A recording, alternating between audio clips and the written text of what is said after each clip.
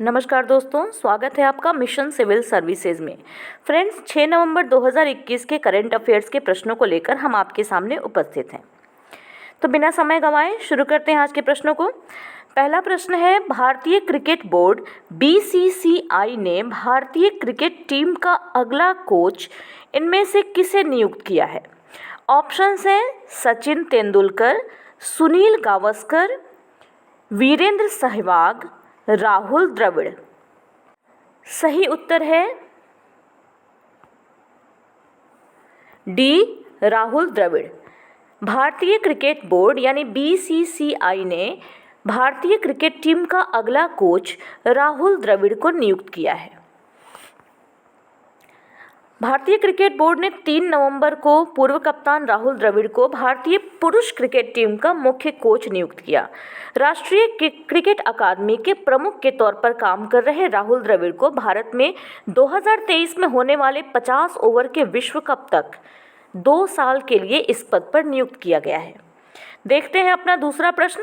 RBI द्वारा PCA framework सबसे पहले कब पेश किया गया? दिसंबर 2002 में, अक्टूबर 2002 में, सितंबर 2002 में या अगस्त 2002 में? इसका सही उत्तर है ए, दिसंबर 2002 में। आरबीआई द्वारा पीसीए फ्रेमवर्क सबसे पहले दिसंबर 2002 में पेश किया गया था। आरबीआई के द्वारा ये पीसीए फ्रेमवर्क दिसंबर 2002 में पेश किया गया था। ये प्रभावी बाजार अनुशासन के लिए एक प्रमुख इक्विपमेंट के रूप में काम करता है। इन विनियमों को वित्तीय स्थिरता और विकास परिषद के कार्यकारी समूह की सिफारिशों पर, इनके रिकमेंडेशन पर अप्रैल 2017 में संशोधित किया गया था। इस ढांचे के तहत आरबीआई कमजोर वित्तीय मैट्रिक्स वाले बैंकों पर नजर रखता है। इसका मुख्य रूप से उद्देश्य भारत के बैंकिंग क्षेत्र में गैर निष्पादित आस्तियों की समस्याओं को जांच करना है। आरबीआई का ये पीसीए फ्रेमवर्क केवल वाणिज्यिक बैंकों पर ही लागू होता है। सहकारी बैंक और गैर बैंकिंग वित्तीय कंपनियां इसके अंतर्गत नहीं आती हैं। चलते हैं अगले प्रश्न पर। हाल ही में अयोध्या में एक साथ कितने द्वीप प्रज्वलित करने का record Guinness book of world में दर्ज किया गया है?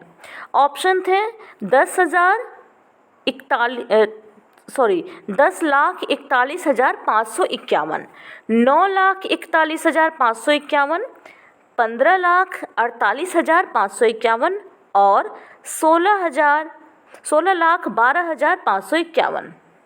सही उत्तर है बी, 9,41,551 द्वीप। हाल ही में अयोध्या में 9,41,551 द्वीप एक साथ प्रज्वलित करने का record Guinness book of world record में दर्ज किया गया है।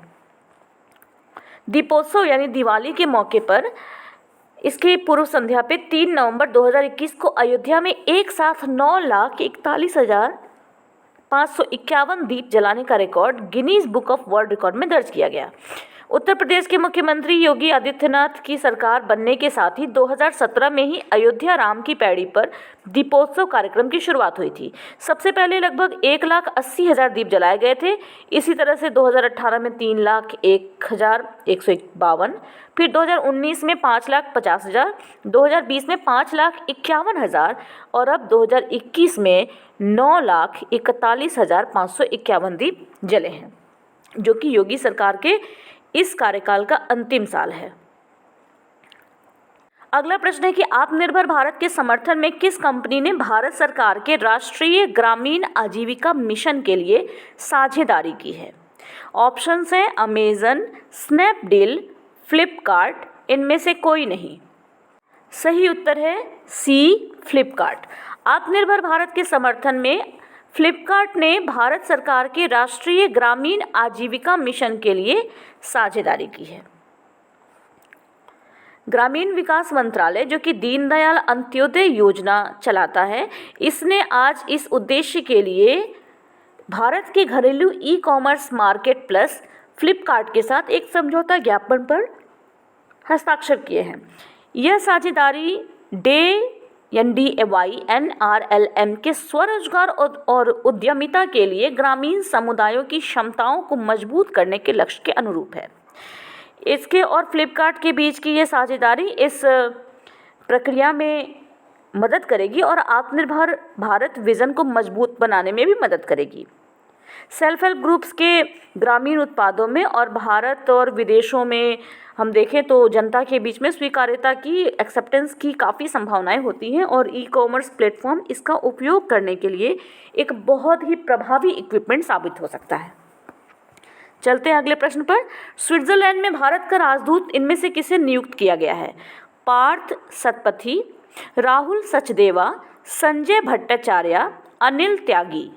सही उत्तर है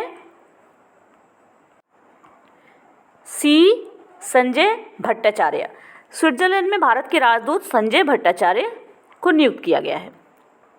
संजय भट्टाचार्य को 3 नवंबर 2021 को स्विट्जरलैंड में भारत का राजदूत नियुक्त किया गया। विदेश मंत्रालय ने ये जानकारी दी है कि भट्टाचार्य अभी मंत्रालय में सचिव के पद पर कार्यरत हैं। ये 1987 बैच के भारतीय विदेश सेवा के अधिकारी हैं। इस मंत्रालय के अनुसार भट्टाचार्य जल्दी ही पदभार को ग्रहण कर लेंगे। छठा प्रश्न है, विश्व सुनामी जागरूकता दिवस किस दिन मनाया जाता है? ऑप्शन है 10 जनवरी, 12 मार्च, 5 नवंबर, 15 अगस्त। सही उत्तर है 5 नवंबर। विश्व सुनामी जागरूकता दिवस 5 नवंबर को मनाया जाता है। ये दिवस सुनामी के बारे में जागरूकता के प्रचार प्रसार को बढ़ाने के लिए मनाया जाता है। सुनामी दिवस के दिन सभी को सुनामी से होने वाले खतरों और बचाव के बारे में बताया जाता है। पहला सुनामी जागरूकता दिवस 5 नवंबर 2016 को पूरे विश्व भर में मनाया गया था। 7वें प्रश्न पे चलते हैं। प्रधानमंत्री नरेंद्र मोदी ने 5 नवंबर को केदारनाथ धाम में किस प्रसिद्ध गुरु की प्रतिमा का अनावरण किया है? ऑप्शन है आदि शंकराचार्य, गुरु वशिष्ठ, महर्षि विश्वामित्र या महर्षि गौतम। सही उत्तर है ए, आदि शंकराचार्य। प्रधानमंत्री नरेंद्र मोदी ने 5 नवंबर को केदारनाथ धाम में आदि शंकराचार्य की प्रतिमा का अनावरण किया है। इन्होंने लगभग 35 टन के वजन वाली शंकराचार्य की प्रतिमा पर को इसका अनावरण किया। इसका काम 2019 में शुरू हुआ था। उत्तराखंड में जो 2013 में बाढ़ आई थी ना, और इससे जो त्रासदी हुई थी, इसमें 8वीं शताब्दी के आदि गुरु की प्रतिमा नष्ट हो गई थी। इसे पुनर्निर्मित किया गया है। इसकी ये जो प्रतिमा बनाई गई है, ये समाधि स्थल पर 12 फीट ऊंची और 35 टन का वजन है इसका। ये कर्नाटक के मैसूर में बनाई गई है। अगले प्रश्न पे आते हैं। वेस्ट इंडीज़ के निम्न में से किस खिलाड़ी ने T20 वर्ल्ड कप के बाद अंतर्राष्ट्रीय क्रिकेट से संन्यास लेने की घोषणा की है? ऑप्शंस हैं Dwayne Bravo, Akeal Hosein, Kieron Pollard, Jason Holder. सही उत्तर है A, Dwayne Bravo. West Indies के हरफनमौला खिलाड़ी ड्वेन ब्रावो ने T20 वर्ल्ड कप के बाद अंतर्राष्ट्रीय क्रिकेट से रिटायरमेंट लेने की घोषणा की है। ये घोषणा इन्होंने 4 नवंबर को T20 वर्ल्ड कप में श्रीलंका के साथ वेस्ट इंडीज़ की हार के बाद किया। वेस्ट इंडीज़ को श्रीलंका से 20 रनों की हार का सामना करना पड़ा। इसके साथ ही पिछले बार की T20 वर्ल्ड कप विजेता टीम वेस्ट इंडीज़ के सेमीफाइनल की पहुंचने की उम्मीद ही खत्म हो गई। ब्रावो ने वेस्ट इंडीज़ के लिए 90 T20 मैचों में 78 विकेट लिए हैं और 1000 से ज़्यादा रन बनाए हैं। साल 2004 में अपने अंतर्राष्ट्रीय करियर की शुरुआत करने वाले ब्रावो ने 293 मैच खेले और डेथ ओवरों में गेंद और बल्ले दोनों के साथ ये बहुत ही उपयोगी खिलाड़ी साबित हुए हैं। अगला प्रश्न है कि भारत का पहला नगर निगम कौन सा था? ऑप्शन है कलकत्ता, लखनऊ, मद्रास, इलाहाबाद। फ्रेंड्स, आप देख रहे हैं कि हम कुछ आपके लिए स्टैटिक जीके भी लेके आए हैं इसमें। इसका ऑप्शन है सी, मद्रास। भारत का पहला नगर निगम मद्रास था। इनमें से भारत में शहरी निकायों के राजस्व के स्रोत कौन से हैं? कर, किराया, शुल्क। अब इसके लिए कुछ कोड दिया गया है, केवल एक, केवल दो, एक और दो दोनों, उपरोक्त सभी। इसका सही उत्तर है डी, यानी ये तीनों ही भारत में शहरी स्थानीय निकायों के राजस्व के स्रोत हैं। कर भी, किराया भी और शुल्क भी। देखिए, शहरी स्थानीय निकायों द्वारा अपने निजी स्रोतों से प्राप्त राजस्व जैसे कि कर, किराया, शुल्क, टैक्सी स्टैंड, इन सभी चीज़ों से इनको आय प्राप्त होती है। इसके साथ ही आज के प्रश्नों का एक क्विक रिवीजन देख लेते हैं। भारतीय क्रिकेट बोर्ड ने भारतीय क्रिकेट टीम का अगला कोच इनमें से किसे नियुक्त किया गया है? सही उत्तर है डी, राहुल द्रविड़। आरबीआई द्वारा पीसीए फ्रेमवर्क सबसे पहले कब पेश किया गया था? आंसर है ए, दिसंबर। फ्रेंड्स, अगर आप हमारे चैनल को पहली बार विजिट कर रहे हैं तो इसे सब्सक्राइब कर लें और साथ ही साथ अपने फ्रेंड्स के साथ शेयर करते भी चलें।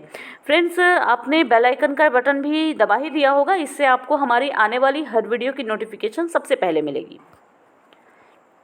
अगले प्रश्न पे चलते। हाल ही में अयोध्या में एक साथ कितने दीप जलाने का record Guinness book of world record में दर्ज किया गया है? आंसर है 9,41,551।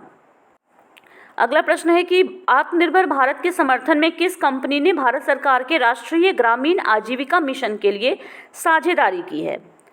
सही उत्तर है सी, फ्लिपकार्ट। स्विट्जरलैंड में भारत का राजदूत किसे नियुक्त किया गया है? स्विट्जरलैंड में भारत का राजदूत नियुक्त किया गया है संजय भट्टाचार्य जी को, और इसकी जानकारी किसने दी है? विदेश मंत्रालय ने दी है। अगले प्रश्न पे चलते हैं। विश्व सुनामी जागरूकता दिवस किस दिन मनाया जाता है? विश्व सुनामी जागरूकता दिवस मनाया जाता है 5 नवंबर को, और ये पहली बार मनाया गया था 5 नवंबर 2016 को। प्रधानमंत्री नरेंद्र मोदी ने 5 नवंबर को केदारनाथ धाम में किस प्रसिद्ध गुरु की प्रतिमा का अनावरण किया है? ये इन्होंने किया आदि शंकराचार्य की प्रतिमा का अनावरण, जो कि पहले से जो प्रतिमा थी वो जब 2013 में उत्तराखंड में बाढ़ आई थी उस समय वो प्रतिमा नष्ट हो गई थी। अब इसे फिर से पुनर्स्थापित किया गया, पुनर्निर्मित करके इसका पुनर्निर्माण जो है वो कर्नाटक के मैसूर में किया गया है, और इसका वजन है 35 टन। आगे बढ़ते हैं, अगले प्रश्न पे चलते हैं। वेस्ट इंडीज के किस खिलाड़ी ने T20 वर्ल्ड कप के बाद अंतर्राष्ट्रीय क्रिकेट से संन्यास लेने की घोषणा की है? ऑप्शन थे ये, और इसका सही आंसर है ड्वेन ब्रावो। ड्वेन ब्रावो जो है ये वेस्ट इंडीज के खिलाड़ी हैं, और हाल ही में जो T20 वर्ल्ड कप के मैच में श्रीलंका से वेस्ट इंडीज़ की हार हुई, जिसके कारण वेस्ट इंडीज़ को सेमीफाइनल में भी पहुंचने का मौका नहीं मिला, इसके बाद इन्होंने अपने क्रिकेट से संन्यास लेने की घोषणा कर दी। अगले प्रश्न पे चलते हैं। भारत का पहला नगर निगम कौन सा था? भारत का पहला नगर निगम था मद्रास। देखिए, आपको पता है कि शुरुआत में जब ब्रिटिशर्स हमारे यहाँ आए थे तो पूरे भारत में प्रेसिडेंसी से इसमें 3 प्रेसिडेंसी मुख्य थी। एक थी बंगाल प्रेसिडेंसी, ठीक है, दूसरी थी मद्रास प्रेसिडेंसी, और तीसरी थी बॉम्बे प्रेसिडेंसी, ठीक है। तो इसमें से एक था मद्रास। मद्रास में ही पहला नगर निगम भी स्थापित हुआ था। अगला प्रश्न है कि भारत के शहरी स्थानीय निकायों के राजस्व के स्रोत कौन कौन से हैं? यहाँ पे ध्यान देना है कि शहरी निकायों के बारे में पूछा जा रहा है, और हमने अभी अभी इसको पढ़ा था। इसका आंसर क्या है? कर से, किराया से और शुल्क से, तीनों से ही भारत में शहरी स्थानीय निकायों के राजस्व के स्रोत तैयार होते हैं, इसलिए आंसर क्या है? डी। फ्रेंड्स, इसके साथ ही हमारे आज के प्रश्न यहाँ पे समाप्त होते हैं। उम्मीद है कि हमारी वीडियो आपको पसंद आई होगी। वीडियोस को देखें और साथ ही साथ इसको शेयर भी करें। मैं आपको बता दूं कि 1000 प्रश्नों की जो करंट अफेयर्स की श्रृंखला है वो हम लाने वाले हैं जल्दी ही। आज से कल में ये वीडियो आपके सामने उपलब्ध हो जाएगा, जिसका लाभ आप उठा सकते हैं, और आपको लाभ होना ही होना है, ये तय है। ठीक है फ्रेंड्स, उसके साथ ही आपसे विदा लेती हूँ। एक बार फिर से फेस्टिवल सीजन की आपको बहुत बहुत सी शुभकामनाएँ। धन्यवाद।